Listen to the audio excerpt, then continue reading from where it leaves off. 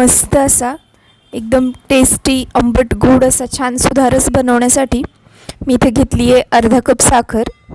त्यामध्ये मी घालते आहे पाव कप पाणी, म्हणजे साखर भिजेल इतपत पाणी घालायचे आपल्याला आणि त्यात साखर व्यवस्थित विरघळून घ्यायची. खूप मस्त लागतो हा पदार्थ. आणि उन्हाळ्यात तुम्ही एक गोष्ट लक्षात घेतली असेल, खूप असं तिखट चमचमीत किंवा खूप असं तेलकट खाऊ नाही वाटत.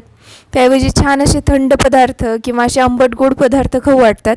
अशा वेळी सुधारस हा अगदी मस्त ऑप्शन आहे. मी साखर थोडीशी विरघळून घेतली आणि आता मी ते उकळायला ठेवलं आहे. आपल्याला साखर फक्त विरघळण्या इतपतच याला उकळायचे, पाक बनवायचा नाही आहे त्याचा.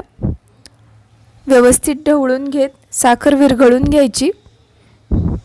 खूप मस्त होतो हा पदार्थ आणि बऱ्यापैकी आता विस्मरणात चालला आहे.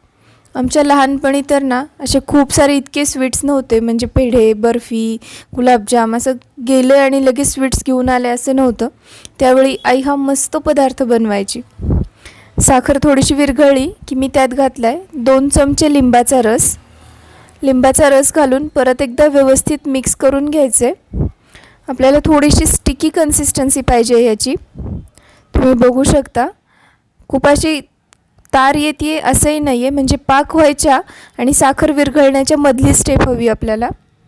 ती स्टेप आली आहे. त्यामध्ये मी घालते आहे थोडंसं केशर. याऐवजी तुम्ही रंग पण घालू शकता हवा तर. आणि थोडेसे काजू बदामचे काप. हे पूर्णपणे ऑप्शनल आहेत, नसतील आवडत तर नाही घातले तरीही छान लागतं. मिक्स करून घेऊया. आपला सुधारस तयार आहे. आपण आता गॅस बंद करून घेणार आहे.